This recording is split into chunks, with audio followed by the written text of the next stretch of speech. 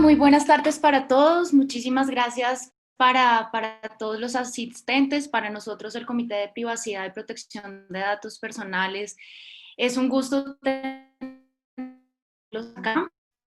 Eh, Quiero comenzar este evento dándole la palabra a Germán, eh, quien es uno de nuestros representantes legales y, y, y, y quisiera que nos contara un poquito de la asociación. María Paula, muchas gracias y a todo el Comité de Privacidad de ALCO, felicitaciones por este evento que estamos desarrollando el día de hoy.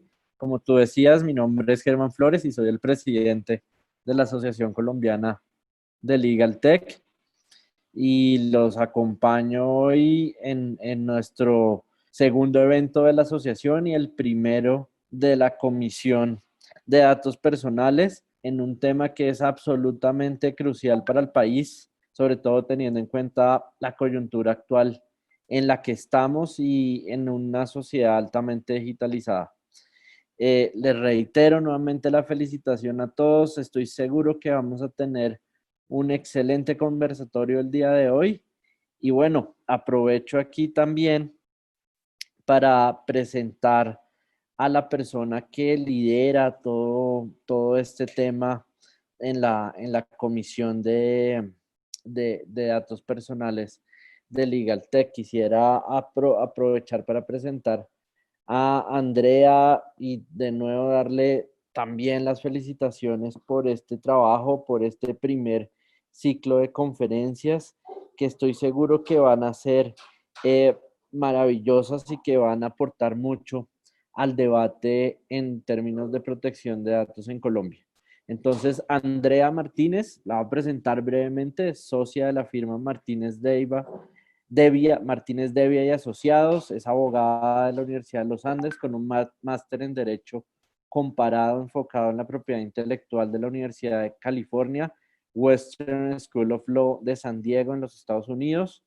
También es certificada como auditor interno de sistemas de gestión de seguridad de la información ISO 2770001-2013 y tiene más de 7 años de experiencia en el sector privado y público en temas relacionados con propiedad intelectual, protección de datos, privacidad y seguridad de la información. Andrea, es todo este panel tuyo y felicitaciones de antemano por este gran esfuerzo. Pues muchas gracias, Germán. Acá estoy apareciendo como María Paula, pero bueno, yo soy Andrea Martínez y estoy muy contenta de acompañar hoy a estos especialistas en temas de protección de datos y privacidad, eh, con quienes hemos venido analizando este tema de las aplicaciones del coronavirus. Aprovecho para contarles que este va a ser el primer evento de una trilogía que tenemos les presento a los panelistas.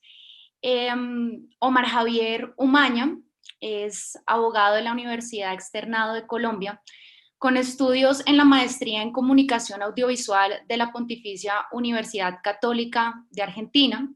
Es el director legal de la firma Umaña y Asociados Abogados, especializada en Derecho del Entretenimiento. Además, ha producido contenidos audiovisuales y es docente de la Universidad Externado de Colombia. También nos acompaña hoy Julie Galindo, quien es abogada de la Universidad de los Andes y es especialista en políticas públicas, derecho y tecnologías emergentes. Cuenta con una maestría en Derecho y Tecnología de la University of California, Berkeley, así como una maestría en Administración Pública con énfasis en políticas públicas y tecnologías digitales en University College London del Reino Unido. Y actualmente su campo de investigación y consultoría profesional se enfoca en tecnologías emergentes y datos, como es la portabilidad de datos en Internet de las cosas, de lo cual publicó recientemente en el medio académico. Asimismo nos acompaña María Paula Ángel. Ella es abogada cum laude y politóloga de la Universidad de los Andes, con maestría en Derecho Administrativo de la Universidad del Rosario. Fue investigadora de la línea de transparencia e intimidad del Centro de Estudios de Derecho, Justicia y Sociedad de Justicia. Es estudiante del doctorado en Derecho de la Universidad de Washington, Seattle, investigadora asistente del Tech Policy Lab, y en este momento se encuentra realizando una pasantía de verano en el Open Technology Institute de la organización de New America.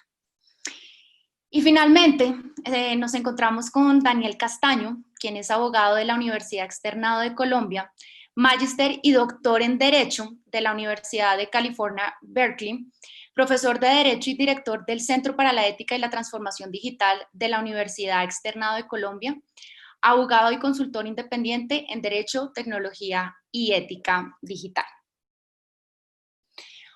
Hoy estamos reunidos aquí en este conversatorio titulado Coronadatos, ¿por qué la polémica frente a las apps del COVID-19? Porque lo que pretendemos hoy es esclarecer un poco la polémica que se ha generado alrededor de las aplicaciones del COVID. Estas aplicaciones que han sido creadas tanto por los gobiernos, tanto por el gobierno nacional como por los gobiernos locales, con el fin de mitigar y prevenir el contagio del COVID en Colombia.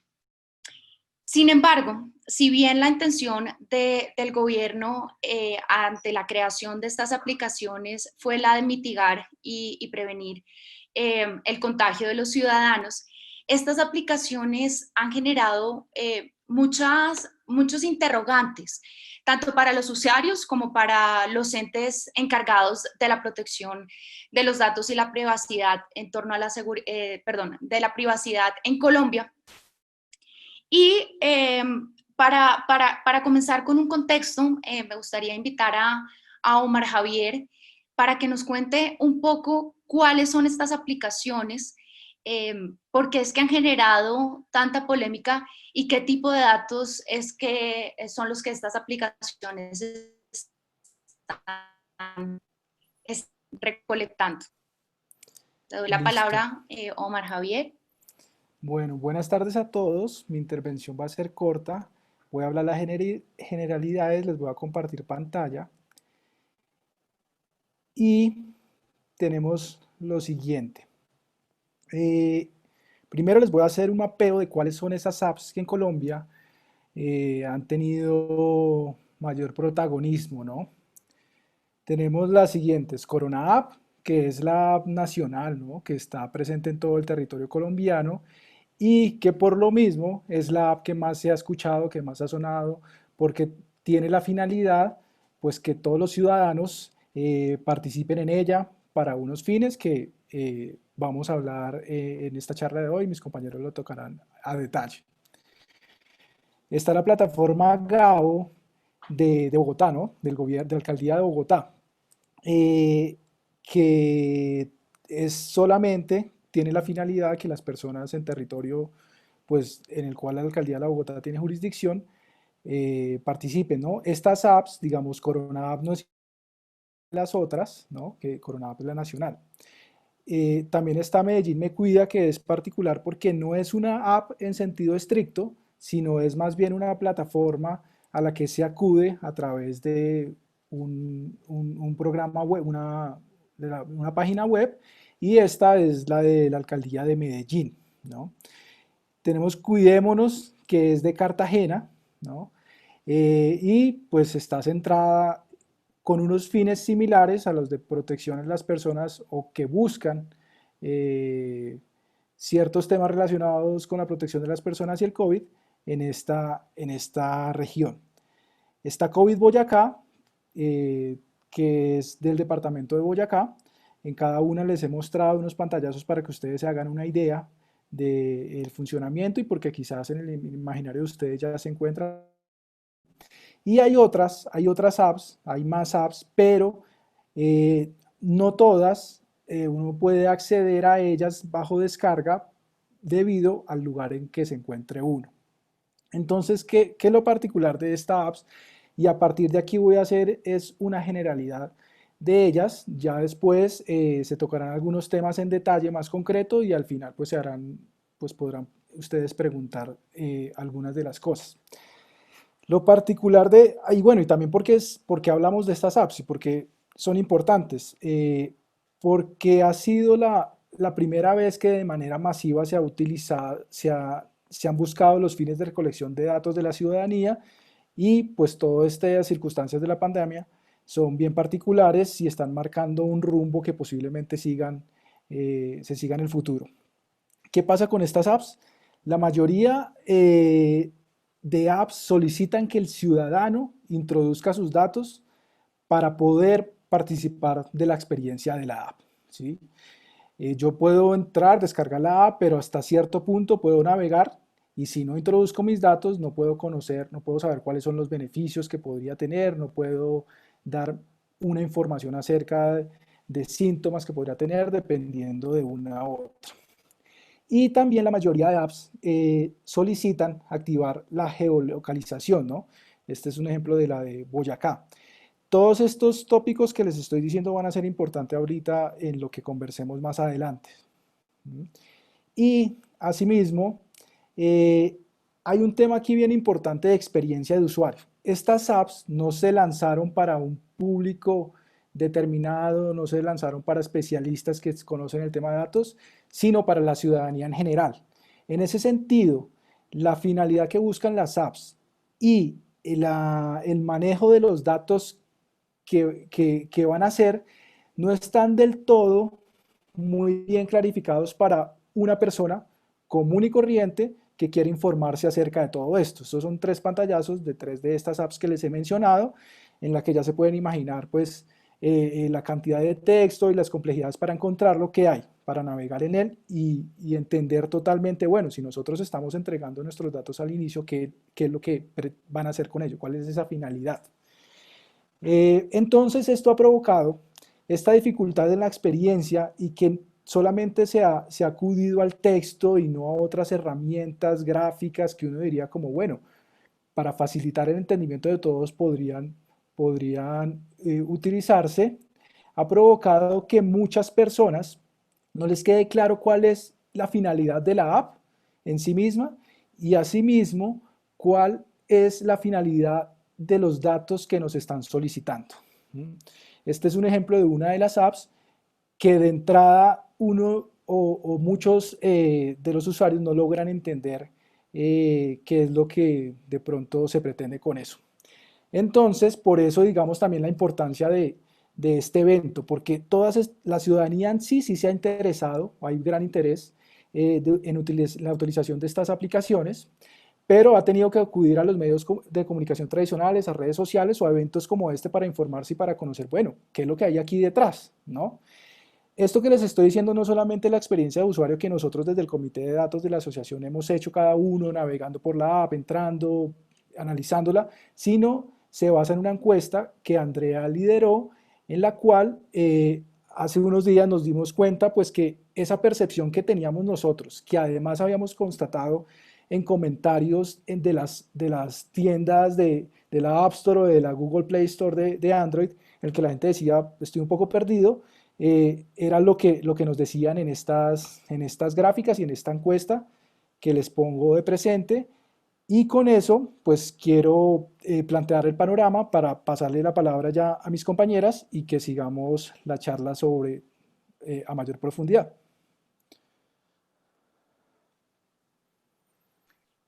Omar Javier, pues muy interesante todo lo que nos cuentas, pero como es evidente, se ha generado mucha incertidumbre, muchas preguntas y también mucho el tema de para qué es la finalidad y cómo están tratando nuestros datos, qué tan seguros estarán tratando nuestros datos el gobierno nacional.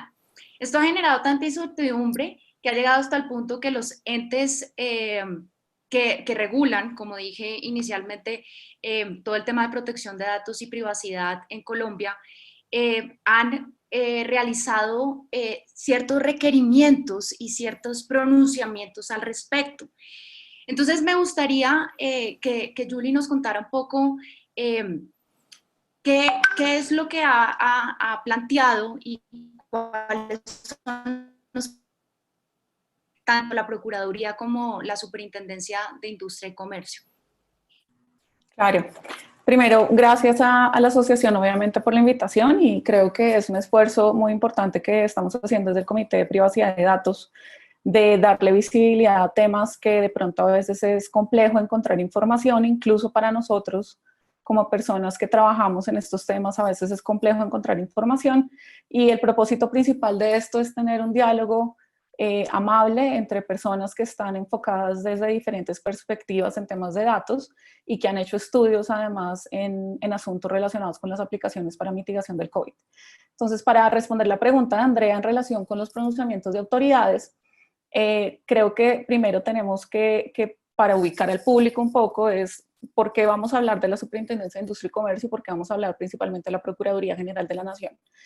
Entonces, como ustedes conocen, en Colombia tenemos una Ley General de Protección de Datos, que es la Ley 1581 de 2012. A partir de esta ley se genera la competencia a favor de la Superintendencia de Industria y Comercio para vigilar y sancionar el tratamiento de datos personales por parte de responsables del tratamiento. Esta competencia está principalmente dirigida a entes de carácter privado, de naturaleza privada, como son las empresas, digamos, para poner un ejemplo muy puntual, y también para vigilar e investigar los comportamientos de autoridades públicas. Sin embargo, cuando pensamos en autoridades públicas, aun cuando la superintendencia tiene las facultades para vigilarlas, no tiene las facultades para sancionarlas. Esto le compete exclusivamente al Ministerio Público en cabeza de la Procuraduría General de la Nación. Entonces, cuando ustedes ven en medios la diferencia de autoridades que están detrás de los requerimientos que se han dado en torno al uso de datos para aplicaciones del COVID, cuando hablamos de Superintendencia de Industria y Comercio es una cosa y Procuraduría General de la Nación es otra. Ahora bien, obviamente el rol principal de la Superintendencia de Industria y Comercio en este momento es vigilar que los derechos fundamentales de los ciudadanos se vean protegidos mediante el tratamiento de datos que están haciendo las autoridades públicas. ¿Por qué nos enfocamos en autoridades públicas? Porque son los que están actuando como responsables principales de la implementación de las aplicaciones a las cuales están accediendo el público cuando tienen un teléfono inteligente, ¿no? Que este es un tema que yo creo que vamos a tocar más adelante y es uno de los limitantes de las aplicaciones, que es el acceso per se a conectividad y tecnología. Ahora, cuando pensamos en Procuraduría, tenemos que volver un poco a la Constitución Política, artículos 277 y siguientes, decretos 262 del 2000, que es el que dispone un poco la competencia de la Procuraduría General de la Nación, y en últimas, entre muchas funciones, esta es la que está llamada a ejercer vigilancia sobre la conducta de quienes desempeñan funciones públicas. Entonces, por eso es que aterrizamos y le damos ese rol principal a la Procuraduría General de la Nación. En este momento en Colombia tenemos, a mí me parece, un contexto un poco particular, y es que no tenemos como tal pronunciamientos de autoridades, son comunicados de prensa principalmente, que contienen requerimientos enviados a las autoridades públicas que están siendo las responsables de las aplicaciones.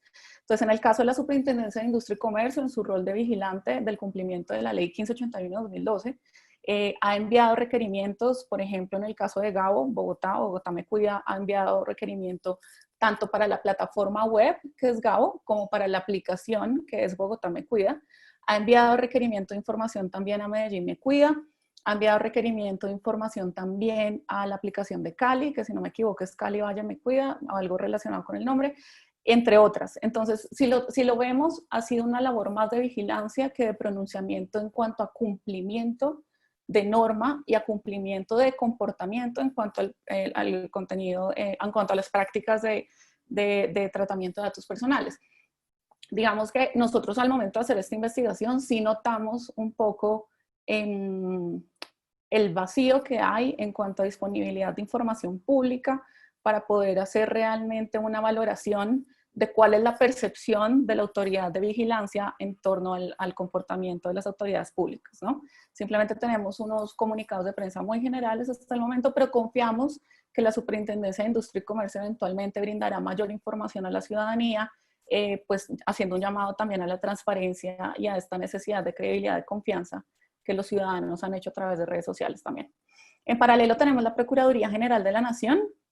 en cabeza de Fernando Carrillo Flores, quien en el boletín 317 del 2 de junio nos informa a la ciudadanía que de oficio ha iniciado vigilancia a un total de 6 aplicaciones y ha incluido un séptimo vigilado, que es la plataforma web de ingreso solidario.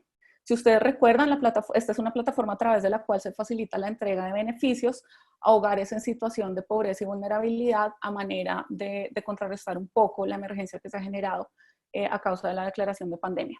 Entonces, algo importante del procurador, pienso yo, es que hace pronunciamientos muy claros en cuanto a que el hecho de estar en una situación de emergencia no quiere decir que hay una carta blanca para la recolección y tratamiento indiscriminado de datos personales y que tenemos que sujetarnos a la Constitución Política y también al contenido estricto de la Ley 1581 de 2012.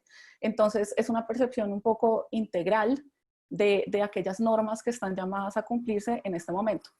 Adicionalmente, hemos tenido algunas decisiones judiciales por tutelas que han iniciado ciudadanos, sobre todo en la ciudad de Medellín. Esto ha dado como resultado decisiones judiciales que han tenido que ser observadas por la alcaldía de Medellín principalmente y ha generado ciertos ajustes en la manera como se han llevado la recolección de datos. Sin embargo, esto no es tampoco un ejemplo que han acatado las demás aplicaciones. Entonces, si lo notamos, el comportamiento de tratamiento de datos está siendo de cierta manera un poco aislado, sin que haya una estrategia nacional de atención a través de la recolección de información personal y a través de la pandemia. Entonces estamos viendo son esfuerzos muy localizados, uno nacional, sin embargo no es claro cómo interactúan esos esfuerzos nacionales y locales. Tenemos como pronunciamientos de la presidencia, en particular el presidente Iván Duque el 20 de julio se pronunció en torno al uso de aplicaciones para el COVID. Llama la atención que lo enfocó desde un punto de vista de vigilancia al ciudadano y no de acceso a la información. Entonces creo que también vamos a tener un poco la conversación al respecto más adelante y también llamamos la atención sobre ciertos pronunciamientos que ha hecho el consejero para Asuntos Económicos y Transformación Digital de la Presidencia, Víctor Muñoz, que en el escenario de control de debate político que hizo Juanita Gobertus, también pues presentó información adicional, digamos, dando un poco de claridad a cómo está operando esta aplicación. Pues, Julie, muy interesante tu punto y muy interesante el resaltar que son más que pronunciamientos comunicados por parte de la administración pública. Sin embargo, me surge una duda y quisiera hacérsela a María Paula, de acuerdo a su experiencia y conocimiento frente a este tema de las aplicaciones. Y es, María Paula, desde tu punto de vista, ¿cuáles podrían ser los principios o qué herramientas podrían aplicarse en estas aplicaciones para darle confianza al ciudadano para que las use y asimismo, digamos, darle una guía, por así decirlo, a la administración pública frente al manejo y frente a lo que se debe hacer para el uso de estas aplicaciones y que el uso de estas aplicaciones tenga, digamos, cumpla con el objetivo para el cual fueron recolectados y están siendo recolectados estos datos? Listo, Andrea, mil gracias nuevamente por la invitación. Me encanta esa pregunta porque yo creo que todo lo que dice Julie es muy interesante, pero se queda corto. Lo que quiero decir es, sí, la SIC hizo pronunciamientos, la Procuraduría empezó indagaciones, pero todos ellos, su mandato lo basan en la Ley de Protección de Datos, ¿listo? Y lo que pasa es que nuestra ley se queda corta en muchos sentidos cuando vamos a abordar una aplicación como estas. Entonces, si nos basamos en la ley y cogemos, por ejemplo, el caso de Corona App, pues probablemente si yo fuera el superintendente delegado de la SIC, próximamente le sugeriría a la Procuraduría sancionar. ¿Por qué? Porque esta aplicación salió el 7 de marzo y hasta el 8 de mayo tuvimos la primera versión de la política de protección de datos. Entonces, claramente hay un incumplimiento de la ley de la ley de habeas data de Colombia. Bien. Pero también le diría que hoy en día, no sé qué día estamos hoy, 23 de julio, la aplicación está cumpliendo con lo que pide la ley. Si ustedes entran hoy a mirar la política de tratamiento, van a ver que habla de quién es el responsable, cuáles son las finalidades, cuáles son los derechos de los usuarios, cuáles son las funcionalidades, que es muy importante y pues que hay que rescatarlo, dice uno a uno las funcionalidades, que es algo que no pasa, por ejemplo, en la plataforma Medellín Me Cuida. Cuáles son los derechos de los usuarios y cómo proceder para reclamarlos. Perfecto. Pero eso nos deja por fuera un montón de cosas que las entidades que están encargadas de hacer estas aplicaciones deberían estar teniendo en cuenta, adicional a cumplir con la obligación legal de tener la política de tratamiento. Entonces les voy a hablar de básicamente 5 cosas que tenemos que tener en cuenta y que a nivel internacional se han discutido. La primera, hay que dejar claras unas limitaciones. Limitaciones de uso y limitaciones de restricciones para compartir. Entonces, como ya les adelanté, hay que decir cuáles son las funcionalidades de cada aplicación. O sea, yo necesito como usuario que a mí me digan que esto va a ser un pasaporte de movilidad, que va a ser un sistema de rastreo digital de contactos, que va a servir solo para darle información al ciudadano, o que van a hacer un mapeo de dónde está la enfermedad según los reportes, que me digan exactamente, y que no me vayan a incluir esta frase de entre otros, porque eso no le sirve al ciudadano, no le da seguridad. ¿Listo? Eso es lo primero. Lo segundo, que le pongan restricciones claras de compartir la información. Nosotros tenemos un problema grande con la ley 1581, que es la ley de habeas data, y es que dice que la información o los datos personales pueden ser solicitados sin autorización del titular cuando lo requiera una autoridad pública para el ejercicio de sus funciones legales. Eso quiere decir que el Departamento Nacional de Inteligencia puede pedirle al Instituto Nacional de Salud mis datos para el ejercicio de sus funciones legales. No. O sea, en teoría, según esa ley, que es muy amplia y que las entidades públicas las han interpretado de forma muy amplia, podría interpretarse así, pero a nivel internacional es claro que este tipo de datos de las aplicaciones del coronavirus solo pueden ser utilizadas por autoridades de salud pública. ¿Listo? Y que tampoco, obviamente, pueden ser entregadas a terceros privados para fines comerciales. Pero todo eso lo tiene que decir los términos y condiciones que son adicionales a la política de privacidad. ¿Listo? Esa es una cosa, limitaciones. La segunda, transparencia. Tenemos que transparentar muchas más cosas, entre ellas los tipos de tratamiento. La ley se queda corta porque normalmente la gente, cuando hace la política de tratamientos, cumple diciendo, entre los tratamientos está la recolección, el procesamiento y el análisis de datos. A mí eso no me sirve. Y tampoco me sirve, como lo hace la Alcaldía de Medellín, que me diga, vamos a utilizar Big Data, analítica de datos, inteligencia artificial. ¿Eso con qué se come? Yo necesito que me digan qué tipo de inteligencia artificial van a utilizar. Están utilizando árboles de decisión, inducciones de reglas, métodos bayesianos. Yo de eso no tengo ni idea, pero hay gente que sí sabe de esas cosas y sabe que dependiendo de si usamos uno u otro, uno, estamos haciendo invasiones más o menos graves en la privacidad de las personas y dos, estamos adquiriendo o no posibilidades de inferir datos a partir de los datos que yo como ciudadano reporté. Entonces sí es importante que me den más detalles sobre los tipos de tratamiento, pero además que me digan concretamente cuáles son las medidas que van a utilizar para asegurar la seguridad y la privacidad de los datos. No es suficiente con que cumplan con el principio de seguridad de poner y implementaremos todas las medidas necesarias para garantizar la seguridad. No, ya sabemos que en el mundo del Big Data la anonimización no es suficiente. Ya sabemos que se pueden desanonimizar datos. Entonces, ¿cómo están haciendo? Están incluyendo privacidad diferencial, están transmitiendo los datos encriptados. Todo eso lo necesitamos. Necesitamos que nos den garantías para poder confiar en las entidades públicas. Y tercero, necesitamos que sean honestos frente a las ventajas y los riesgos de las decisiones de política que están tomando. Julia ahorita comentaba que hay muchos temas técnicos. Uno de ellos, por ejemplo, es el tema de si por ejemplo, Corona está utilizando rastreo de contactos, si lo está haciendo con Bluetooth, hay 2 modelos. Esto es un tema súper técnico en el que no vamos a entrar, pero escoger uno u otro modelo tiene implicaciones para la privacidad. Y además de eso, se los digo así francamente, el gobierno escogió el modelo centralizado y lo escogió apartándose del modelo que están usando casi todos los otros estados o países en el mundo, que es el modelo de Google y Apple, que es descentralizado. La ventaja del descentralizado es que el Estado no tiene acceso a la información. Toda la información queda en mi celular y cuando mi celular se da cuenta de que yo me crucé con alguien que estuvo infectado, me anuncia a mí, no al Estado. Pero claro, en el gobierno colombiano no estuvieron dispuestos a aceptar eso, a soltar como la autonomía del ciudadano y que fuera él el que decidiera. Y por eso se decidió el modelo centralizado, que además no podría funcionar, el modelo de Apple no podría funcionar en Colombia porque inhabilitaría al Estado colombiano para utilizar el GPS, que también lo activan en la aplicación de coronavirus. Entonces, todos esos análisis, ¿cómo lo sabemos? Porque hay sociedad civil haciendo esos análisis, está la Fundación Carisma, entre otros, pero no porque haya salido alguien del gobierno a explicarnos cuáles son los pros y contras de una determinada decisión de política pública. Eso es lo tercero.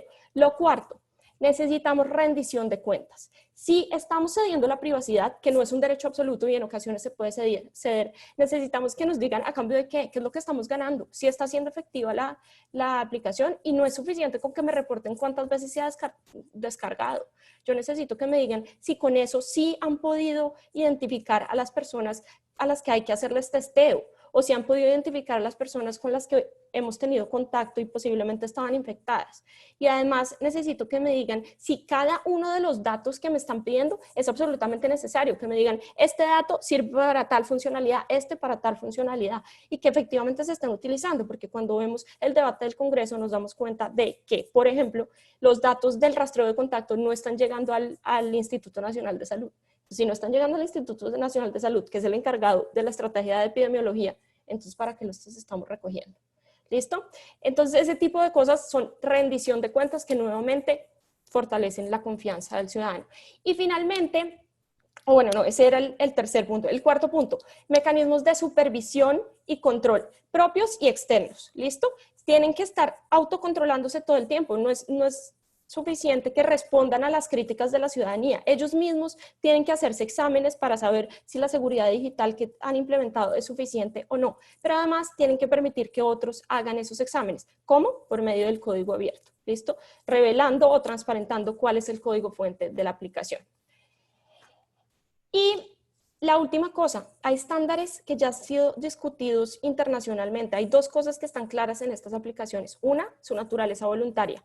Y dos, la eliminación automática una vez pase la pandemia. Eso en Colombia no parece ser tan claro. Uno, porque las autoridades se están basando mucho en ese artículo del que les hablé hace poco, en donde dicen que ellos ni siquiera necesitan de nuestro consentimiento para acceder a la información porque los habilita la ley. Pero dos, además, porque hay pronunciamientos de algunos gobernantes que dicen que vamos a mirar qué hacemos después con los datos porque igual van a ser muy útiles para la política pública. Y no es verdad. Puede que sean útiles, pero se recogieron en un momento de emergencia. Son datos sensibles, son datos de salud y datos de georreferenciación que deben ser utilizados explícitamente y únicamente para la pandemia. Una vez se acabe la pandemia, se deben eliminar. Y lo otro, si tengo 2 minutos, Andrea, es un tema de no confianza. La confianza la construimos con estos elementos, pero además tenemos que ser un poco más realistas. Y es que hay un tema de brecha digital, o sea, la gente no se está conectando o no está utilizando las aplicaciones. Uno, porque no tiene confianza, pero dos, porque no todos ellos tienen acceso a las condiciones para utilizar una aplicación móvil. ¿Y a qué me refiero con las condiciones? La conectividad, uno, y dos, la posibilidad de tener un teléfono inteligente. Cuando estamos en un país como Colombia, en el que 61.3 de cada 100 habitantes tienen acceso a Internet móvil, nos damos cuenta que el otro casi 40% de la población no tiene acceso.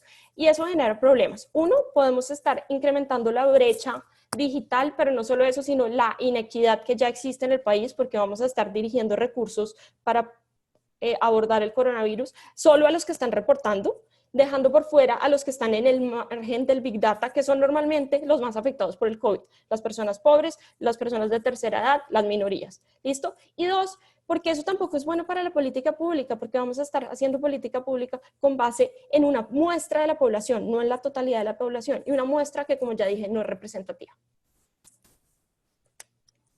Antes, María Paula, muchísimas gracias por tu intervención. Yo creo que estas 5 herramientas que tú nos has dado, estos 5 principios, pues pueden ayudar muchísimo a mejorar la experiencia con estas aplicaciones y hacer, digamos, un poco más transparente el uso de estas aplicaciones y siempre respetando la privacidad y los derechos fundamentales de quienes las estamos usando. Antes de seguir con una pregunta que me surge para Daniel, me gustaría que clarificáramos un poco qué es una aplicación centralizada y qué es una aplicación descentralizada. Me gustaría que lo hiciéramos porque yo creo que no es un tema muy claro para los que estamos usando y para los que estamos empezando a conocer este tema de las aplicaciones. ¿Lo explico yo, André? Sí, adelante. Listo. Bueno, este no es un tema de la aplicación, sino de una de sus funcionalidades, que es específicamente la funcionalidad de rastreo digital de contactos. ¿Listo? Normalmente, ¿para qué sirve el rastreo digital de contactos? Para utilizar nuestro celular y saber con quién estuvimos cerca. ¿Listo? Porque si yo mañana doy positivo en un test de COVID, podré anunciarle a los que estuvieron en mi entorno que tal vez ellos también quedaron contagiados. ¿Listo? Hay una forma manual de hacerlo que es contar, yo el martes estuve con yo no sé quién, el miércoles con yo no sé quién. Otra forma es hacerlo por medio de mi celular. Y hay varias formas de medir eso. Entonces, una es con las señales de Wi-Fi, otra es con las señales de GPS, pero lo que se ha vuelto más popular es la utilización del Bluetooth. ¿Listo? Entonces ya hay como un consenso internacional de que lo mejor es utilizar la señal de Bluetooth para determinar si estuve o no cerca de alguien. Ahora, eso por sí solo no es definitivo. Hay dos modelos de utilización de Bluetooth, uno centralizado y uno descentralizado. ¿Listo? El modelo centralizado es el que estamos utilizando en Colombia y que se utilizó en Singapur en la aplicación Trace Together. Ese modelo no es el más popular hoy en día y ya ha sido rechazado por gobiernos como el del Reino Unido, que inició con ese modelo y ya se salió de ahí. Y en parte muchos gobiernos se han salido de ese modelo. ¿Por qué? Porque Google y Apple se unieron y generaron otro modelo, que es el descentralizado. Entonces casi todos están uniéndose a Google y Apple. ¿Listo? ¿En qué consisten estos dos modelos? El modelo centralizado, los dos generan unos identificadores de tu celular. ¿Listo? Entonces los dos están anonimizados en ese sentido. No dice María Paula Ángel pasó cerca de Andrea, sino que dice XY pasó cerca de ZA. ¿Listo? Y esos identificadores van cambiando todo el tiempo. El problema o la diferencia es que en el modelo centralizado, que es el de Colombia, esos identificadores los genera una central, los tiene allá. En cambio, en el descentralizado, esos datos nunca salen de tu celular. ¿Listo? Y esos datos están todo el tiempo recibiendo las señales de otros celulares que estuvieron cerca de ti. En el modelo descentralizado de Google y Apple, cuando tu celular se da cuenta que estuviste cerca de otro celular cuyo dueño está posiblemente infectado porque lo reportó, te avisa a ti, no le avisa a nadie más. Y tú autónomamente decides ir a hacerte un testeo, aislarte, etc. En el modelo centralizado te avisa a ti y además le avisa al Estado. ¿Listo? En Colombia se decidió que era mejor que le avisaran también al Estado. Esas son decisiones de política, son justificables. Obviamente esto tiene mucho más riesgos en términos de privacidad, pero listo, son justificables. Ustedes verán si lo toman o no, pero lo que yo digo es cuéntenos estos debates y cuéntenos las implicaciones para que la sociedad civil pueda participar y decir, no, no me gusta ese modelo, tiene riesgos de privacidad, o sí, está adecuado. ¿Listo? Sí, Pero, muchas André, gracias. Sí. André, perdón que intervenga un segundo, pero digamos que para crear un poco de balance en la información que estamos dando de la operación de los sistemas, digamos, que tenemos disponibles, en este momento hay países que también están teniendo dificultades con la metodología que está usando Google y Apple. Entonces, creo que tenemos que ser conscientes que estamos siendo parte de un experimento y es el hecho de hacer una implementación de tecnología en tiempo récord para atender lo que es una pandemia. Entonces, a raíz, digamos, de la necesidad de desarrollo tecnológico, empresas como Google y Apple se unen. Particularmente, pues se llama la atención sobre Apple, que es una empresa que ha sido muy reconocida por altos estándares de privacidad. Y algo que tenemos que tener muy en cuenta es que, de cierta manera, las empresas de tecnología empiezan a tomar decisiones de privacidad al meter a través de código el comportamiento que el gobierno tiene que cumplir para poder hacer uso del API, que es la API, que es la interfase que permite esa conectividad entre la aplicación que desarrolla el gobierno y cómo se habla con la recolección del dato. Entonces yo creo que hay que tener en cuenta que estamos trabajando sobre la marcha un poco. Sin embargo, el saber las fallas sobre la marcha también ayuda a la creación de mayor transparencia y confianza al ciudadano, ¿no? Entonces, sí, yo creo que el llamado que hace María Paula lo que destaca del trabajo de la sociedad civil es muy valioso porque, digamos, gracias a Fundación Carisma, hoy tenemos claro que Colombia está con el protocolo de Singapur y que lo que hizo fue abandonar Google Play, porque el gobierno en su momento dio una entrevista a Reuters donde aseguraba que Colombia se iba a adherir al protocolo o al sistema de Google y Apple. Entonces, creo que ahí lo que tenemos que mandar es un mensaje de el escrutinio es necesario, sin embargo, hay ajustes que están pasando sobre la marcha.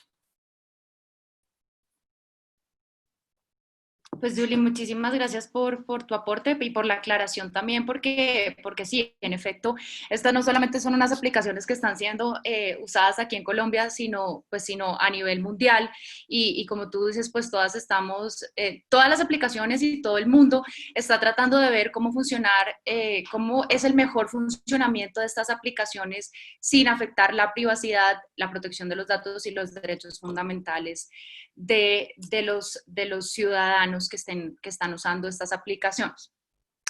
Ahora me gustaría hacerle una pregunta a Daniel, porque si bien claramente hemos hablado que existen dudas frente a las aplicaciones y temas por mejorar, yo considero pues que estas aplicaciones no son del todo malas. De hecho, creo que pueden ser consideradas como una innovación de la administración pública. Entonces me gustaría, Daniel, que tú nos cuentes desde tu perspectiva, perdón, y desde tu conocimiento y experiencia, cómo se han manejado estas aplicaciones y cómo el gobierno está manejando, digamos, que tienen los ciudadanos y los entes frente al uso de estas aplicaciones.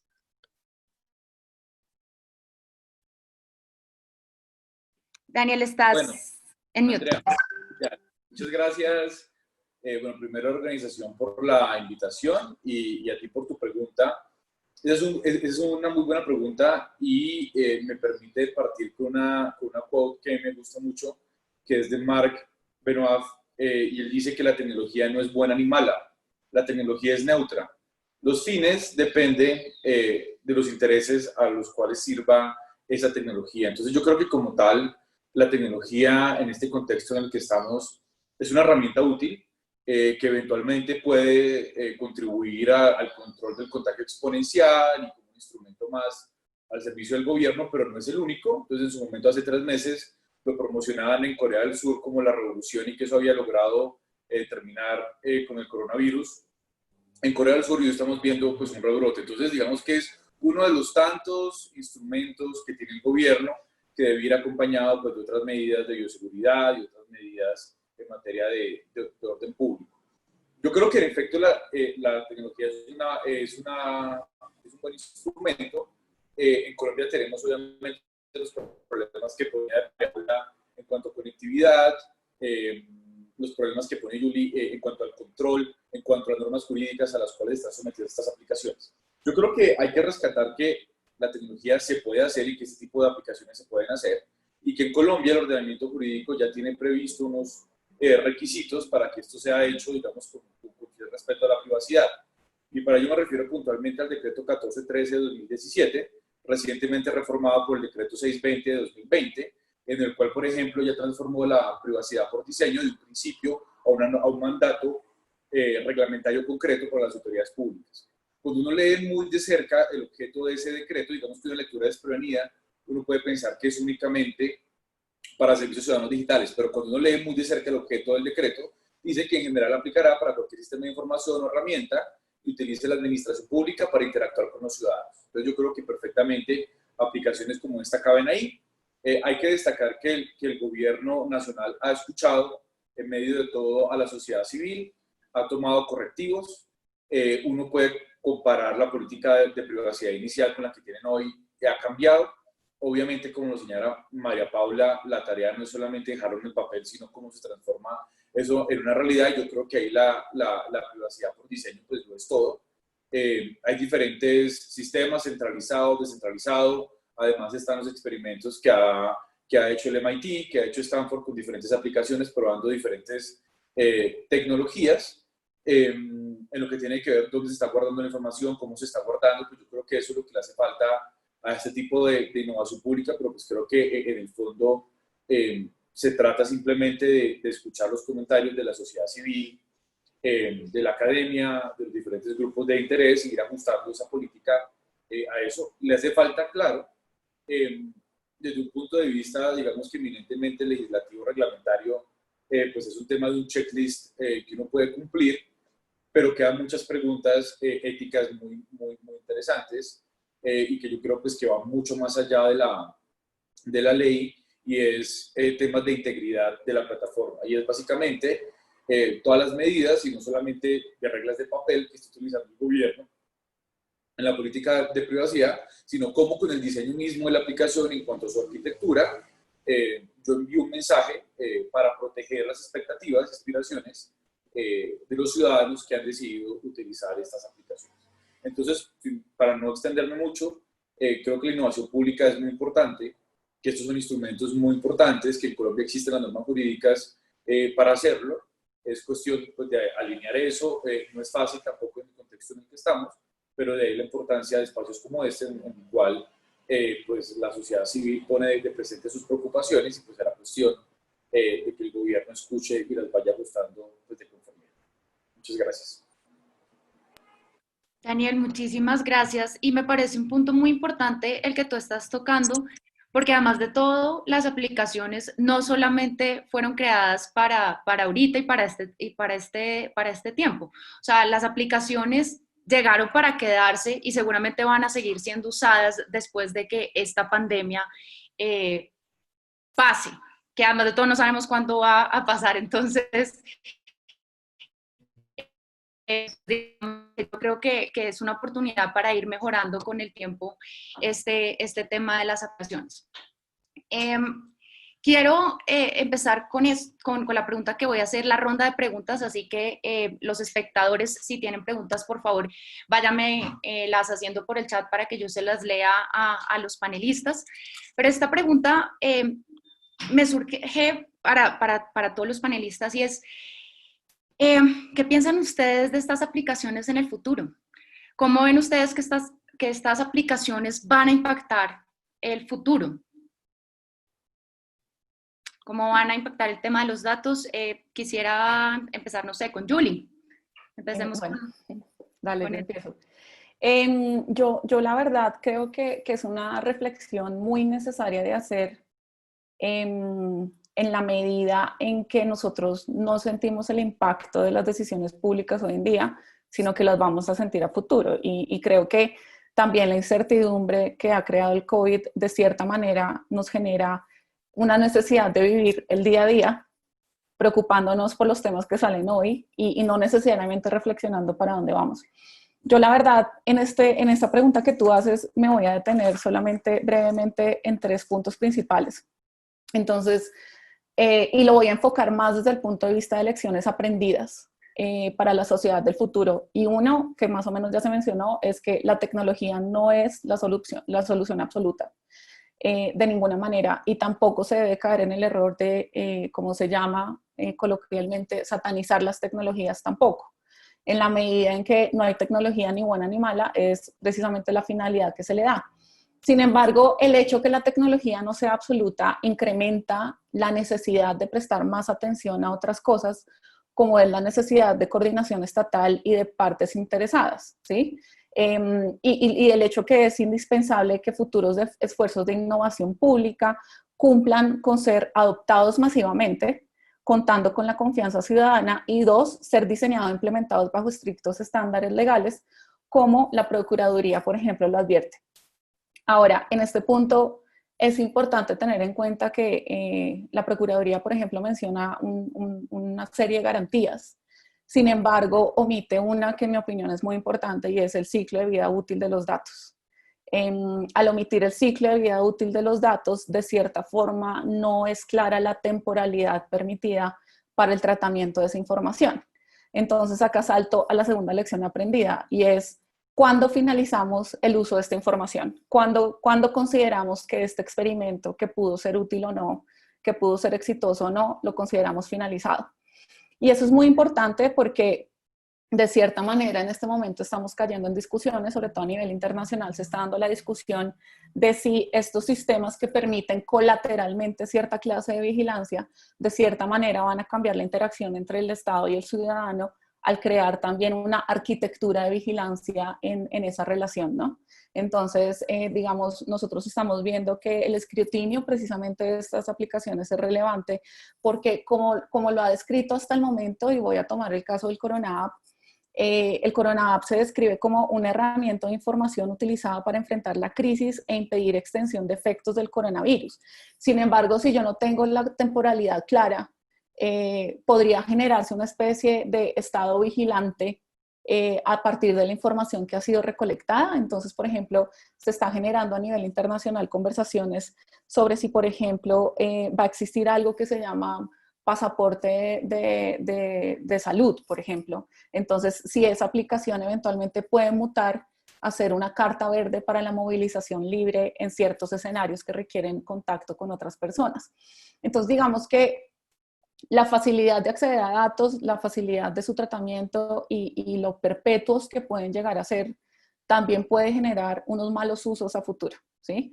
Entonces, ahí es donde el escrutinio principalmente y el llamado de atención al gobierno en cuanto a comportamiento para tratamiento de datos se hace de mayor relevancia aún. Y lo último es que yo creo que como lección aprendida que nos está dejando esto es que la tecnología no va a ser absoluta precisamente por la falta de infraestructura que Colombia tiene en términos de conectividad.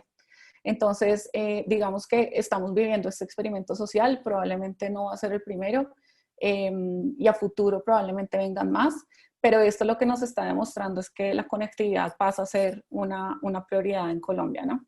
Entonces, en la sociedad del futuro ya no va a ser tanto un tema de no sé, puntos de acceso de Internet, sino realmente contar con el servicio público de Internet a manera personal, instalado en un hogar y teniendo los dispositivos para acceder al mismo.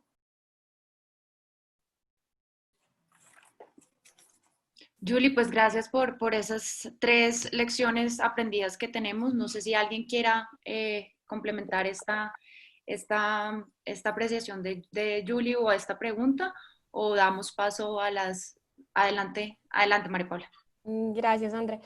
Bueno, yo también quisiera traer como 3 cosas para responder a cuál es el futuro de esas aplicaciones. Yo creo que el futuro de esas aplicaciones se refleja en una cosa más grande y es el futuro de la administración pública en Colombia. Yo hace poco publiqué un libro en donde planteo que la administración pública en Colombia está yendo hacia un nuevo modelo y es lo que yo denominé el modelo de administración pública ratificada. Y a lo que voy con eso es que estas aplicaciones no son aisladas, hacen parte, como decía Daniel, de toda una política pública que se ha venido construyendo desde hace un buen tiempo y por buen tiempo diría 2000, en donde se empezó con políticas de conectividad, de gobierno abierto, pero ahora estamos hablando de explotación de datos, de inteligencia artificial, hay COMPES de todas esas cosas. Entonces, se integran en todas esas políticas públicas. ¿Y hacia dónde estamos yendo? Hacia una administración pública que se dio cuenta del valor de los datos que tienen en su poder y del valor de los datos que puede recolectar con estas aplicaciones. ¿Listo? ¿Qué consecuencias vienen con eso? Varias. Una de ellas es un incentivo al mercado de datos. Y, por consiguiente, un llamado a la administración pública a actualizarse y actualizar su regulación, porque en muchos casos lo que tenemos hoy en día se queda corto en materia de regulación del mercado de datos. ¿Listo? Esa es la primera. La segunda es un refuerzo a la soberanía interna del Estado. ¿A qué me refiero con eso? Normalmente por la globalización se dice que los estados han perdido poder, ¿sí? Porque ya tienen competencia con las empresas privadas a nivel económico o con las organizaciones internacionales a nivel de quién dicta la ley. Eso es verdad, pero el Estado se dio cuenta de que puede explotar sus datos. Y como pues esto ya es un cliché, los datos son el nuevo petróleo. Los datos dan poder y el Estado se dio cuenta de eso. Entonces se está aumentando el poder, que es un poder que la Corte Constitucional en materia de datos ha denominado el poder informático y que en la era digital yo llamaría el poder informático reforzado. ¿Listo? Porque tener datos de las personas te da poder sobre esas personas. Entonces se está aumentando la soberanía interna del Estado con este manejo de datos. Obviamente no quiero ser ingenua. Ese manejo de datos también lo tienen las empresas y todas las GAFAM, Google, Amazon, Facebook, etcétera, desde hace mucho tiempo. Es un poder competido, pero el Estado quiere seguir el juego a estas empresas. ¿Listo? Eso es lo segundo. Y lo tercero es que está cambiando el modelo de formulación de políticas públicas. Estamos empezando a hablar de la formulación de políticas públicas por medio de la experimentación. ¿Listo? Y eso trae consecuencias importantes a nivel de qué consideramos certeza o qué consideramos probabilidad, etcétera. Pues muchas gracias, María Paula, y tocas un tema muy importante que yo creo que hay veces las personas que no trabajan en datos y los usuarios de muchas aplicaciones se preguntan por qué es tan importante los datos. Y tú ahorita decías, la persona que tenga datos sobre uno tiene control sobre uno y tiene poder sobre uno. Entonces esa parte me parece muy importante de lo que acabas de mencionar. Bueno, voy a empezar con las preguntas del público.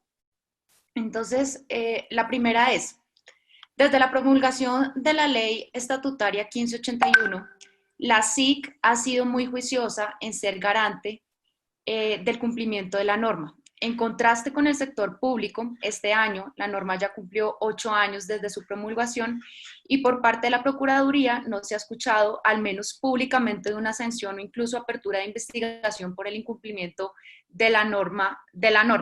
La pregunta para los panelistas es, ¿creen que es necesaria una ley de aplicación al sector público, como sucede en México, donde hay 2 normas, una para el sector privado y otra para el sector público? ¿Quién quiere empezar con esta pregunta? Si quieren, empiezo yo. Yo la verdad no veo necesario una norma especial para el sector público. Y no lo veo necesario es en la medida en que pues, la ley 1581 refleja, yo diría mayoritariamente, los estándares internacionales de protección de datos, mayoritariamente porque han ido variando al correr de los años, pero también porque, pues, digamos, en Colombia hay una autoridad que es la vigilante. Entonces, yo creo que en vez de tener como este exceso de normas, ¿sí? De pronto lo que se tiene que hacer es un llamado a la entidad que es la responsable de la vigilancia, control y sanción, a que preste mayor atención al comportamiento de las autoridades públicas, ¿sí? A mí me parece que la ley 1581 ha cumplido con dar un marco claro de acción a lo que se entiende. Yo considero que hay ciertos puntos que ya requieren revisión.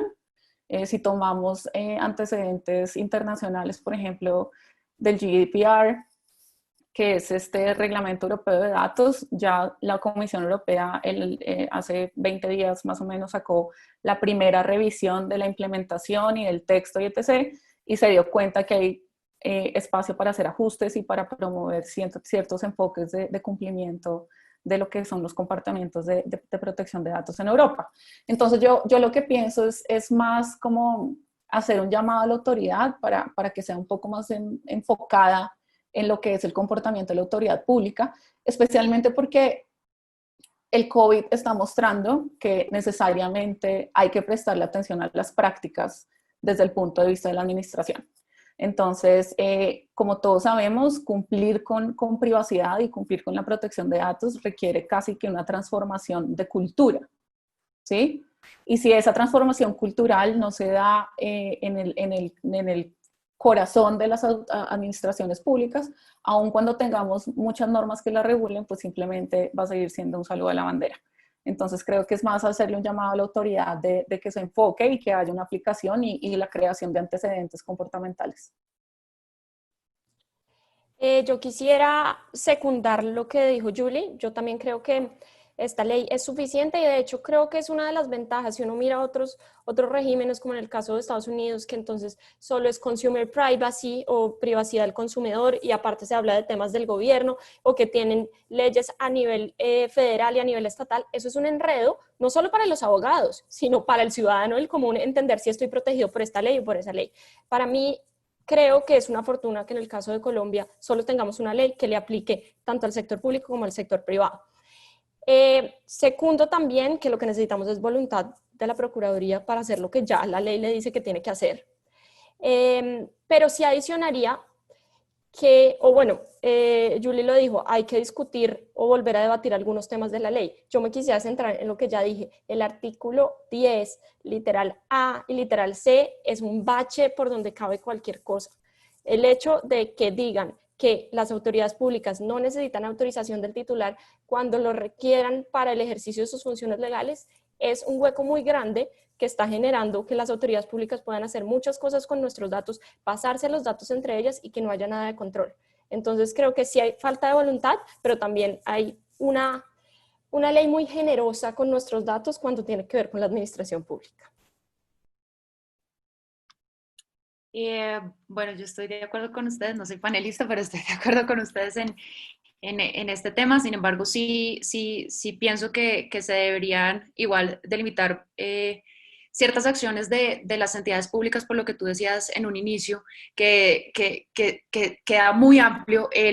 Cualquier entidad podrá pedir sus datos siempre y cuando esté actuando bajo sus funciones. Pero era solamente como un aporte al de ustedes dos. Hay otra pregunta que es, ¿qué opinión tienen sobre el pasaporte digital requerido en Cali para salir a hacer deporte a la luz de los derechos constitucionales?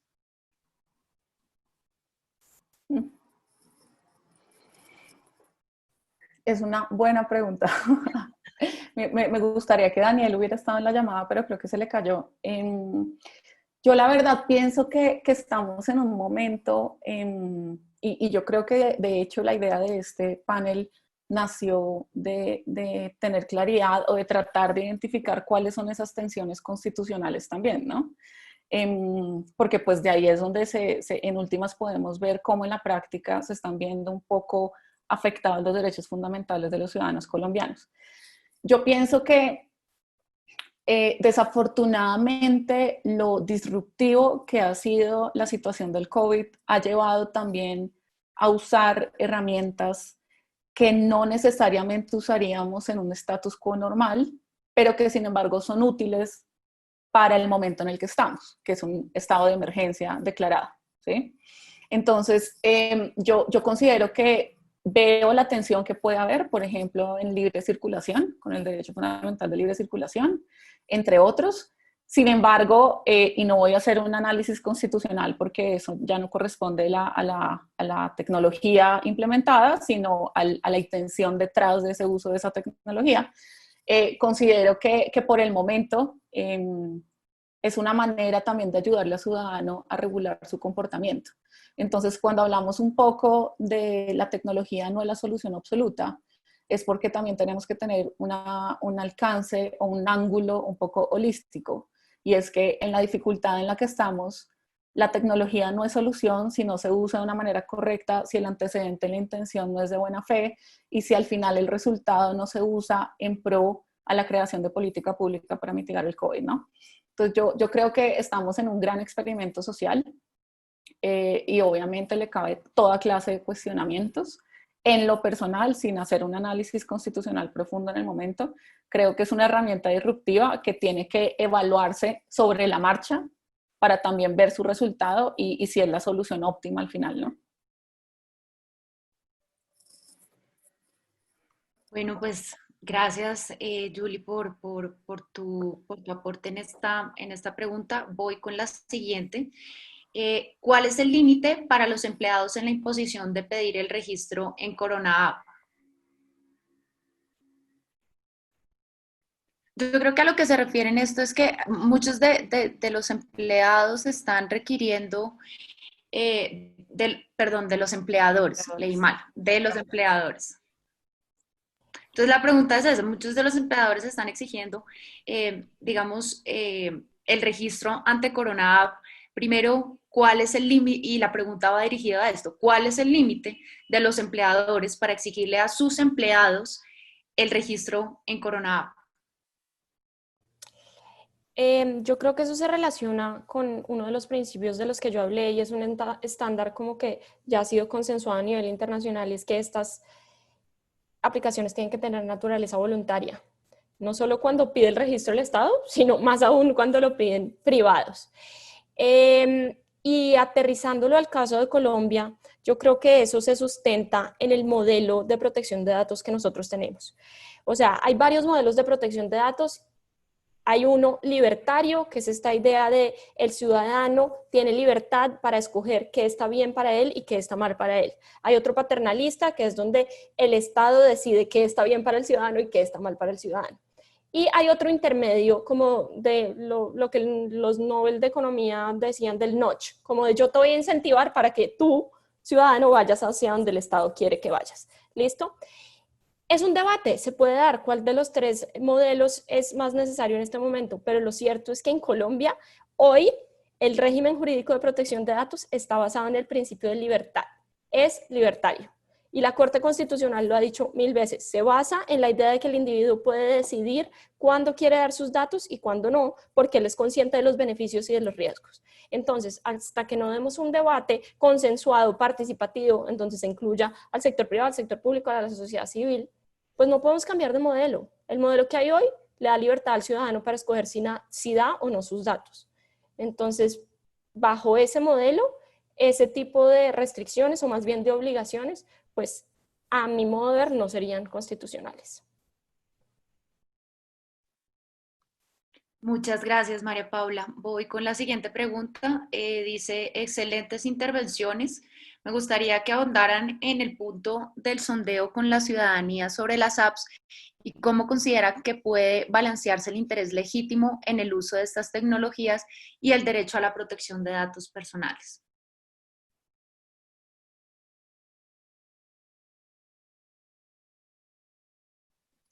Creo que, Omar Javier, ¿tú podrías compartir nuevamente la encuesta? Y André, Claro. ¿podrías volver a leer la pregunta, por favor? Sí, claro que sí. Me gustaría que ahondaran en el punto del sondeo con la ciudadanía sobre las apps y cómo consideran que puede balancearse el interés legítimo, perdón, un segundo, el interés legítimo en el uso de estas tecnologías y el derecho a la protección de datos personales.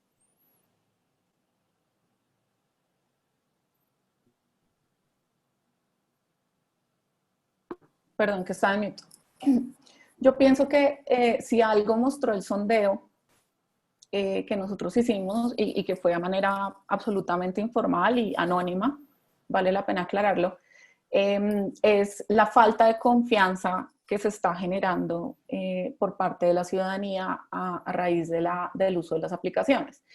Y yo considero que esta falta de confianza tiene una raíz en la manera como se ha manejado la comunicación desde la autoridad pública, ¿sí?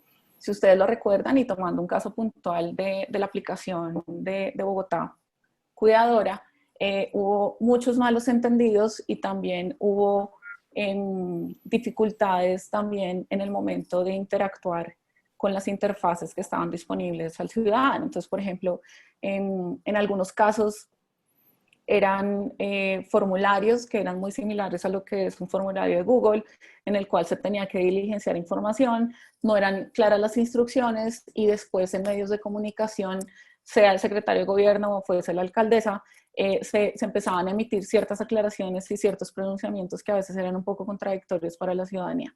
Entonces yo lo que pienso es que desafortunadamente, en mi opinión, el fraccionamiento de la estrategia que se está teniendo en Colombia para el uso de tecnología para la recolección de datos está llevando a que haya una confusión a nivel nacional. Entonces, por ejemplo, un ciudadano de Bogotá no tiene claro si tiene que usar simultáneamente Bogotá Me Cuide Corona App y no tiene tampoco claro qué significa entregarle la información a estas dos autoridades públicas que en última responden a diferente naturaleza y a diferentes mandatos legales, ¿sí?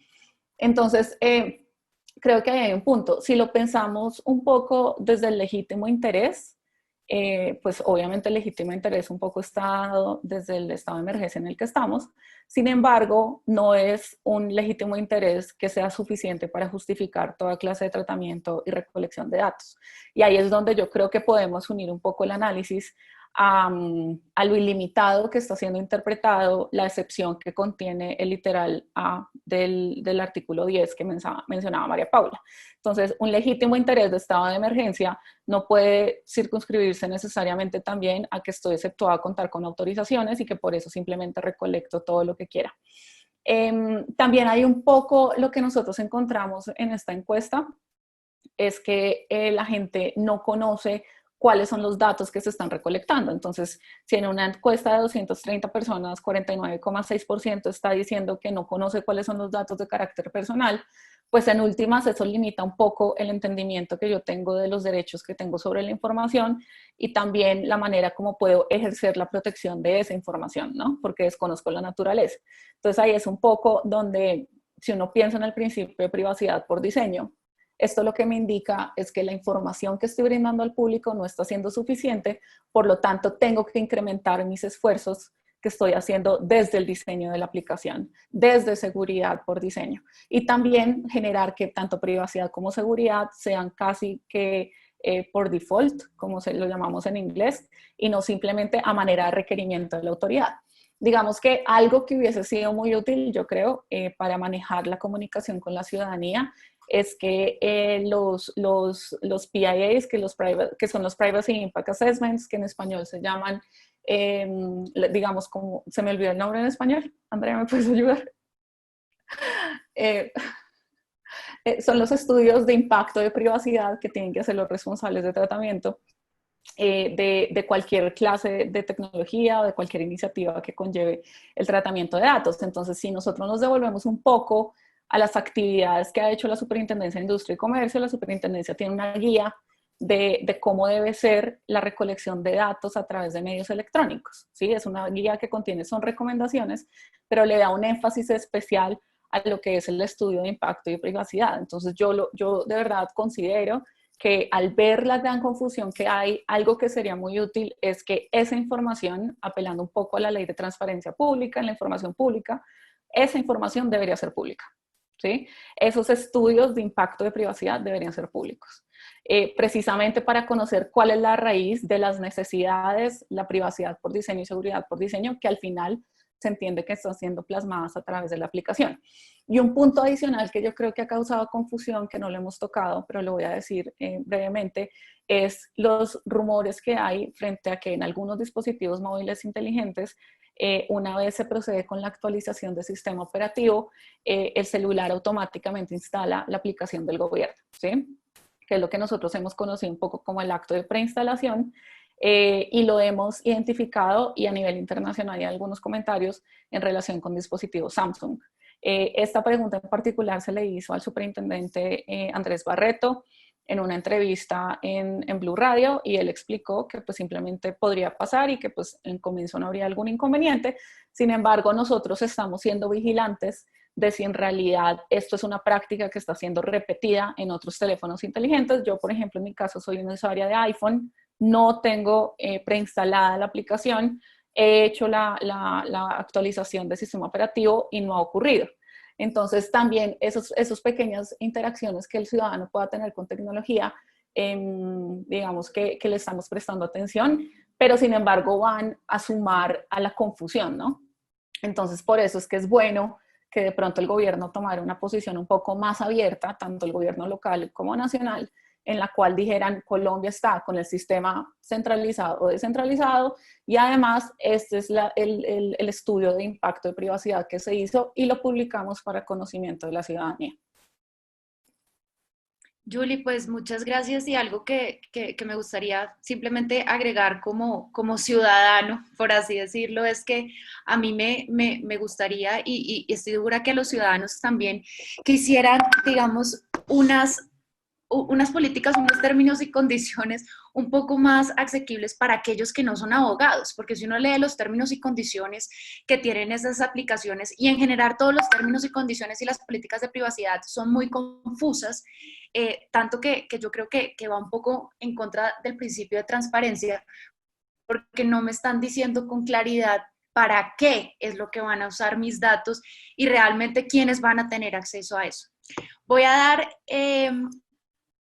leer la última pregunta porque ya se nos acabó el tiempo, y es: ¿les parece ético experimentar nuevas tecnologías usando datos sensibles cuando el Estado colombiano ya cuenta con sistemas de información en el sector salud como SISPRO, que nunca han servido para facilitar a los usuarios del sistema de salud acceder a la información de salud?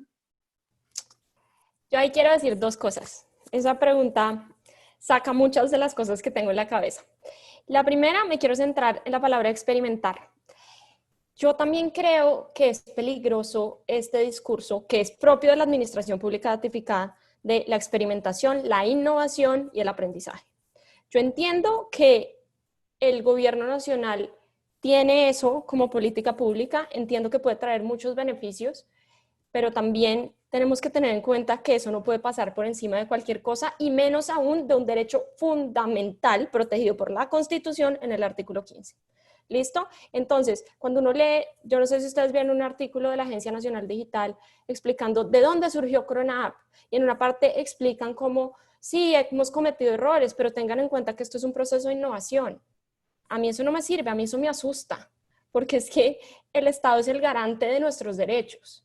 Entonces, el Estado tiene que tener muchas más restricciones o moverse con mucha más delicadeza cuando está tomando este tipo de decisiones de innovación. Bienvenida la innovación, pero bienvenida la planeación también y la perspectiva de derechos humanos en la planeación. ¿Listo? Entonces, sí, o sea, el Estado ha respondido a las quejas y a las críticas y ha hecho ajustes, pero sobre la marcha se han ido violando derechos humanos. Eso no lo podemos desconocer. Eso es por parte de la experimentación. Y lo otro, el tema de el Estado ya tenía datos, ¿para qué sigue recogiendo?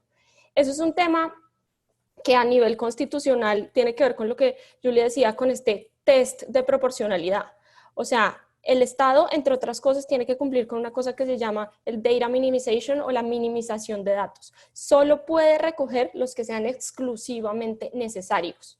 Y si no lo hace, probablemente esa recolección no va a pasar el test de proporcionalidad. Entonces va a estar entrometiéndose en la privacidad sin justificación o sin ser proporcional. Entonces, si hay datos que ya cumplían esa labor, pues no se tenían por qué recoger más datos. Hay otros datos que yo creo que el Estado no tenía, como los de localización, y que por eso siente que los tiene que recoger, aunque es discutible que los necesite. Pero bueno, ellos creen que necesitaban esos datos. Hay datos, por ejemplo, de datos sensibles de síntomas que pues el Estado no tenía y que quiere recoger. Entonces hay unos datos que no tenía, pero los que ya tenía, la persona que hizo esa intervención tiene la razón. No tenían por qué volver a recogerlos porque eso viola, uno, el principio de data minimization y dos, por consiguiente, la proporcionalidad de este tipo de medidas. Yo le sumaría ahí algo, digo, estoy muy de acuerdo con María Paula con el punto de experimentación y de hecho unas conversaciones que yo he tenido es,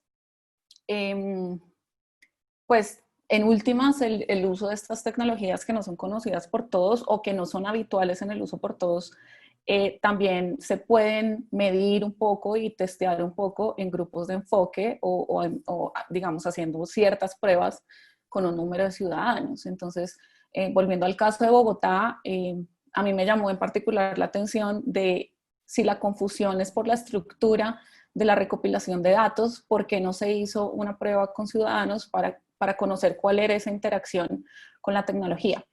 En cuanto a la pregunta puntual, yo preguntaría puntualmente a cuáles tecnologías se refiere, porque nuevas tecnologías son muchas.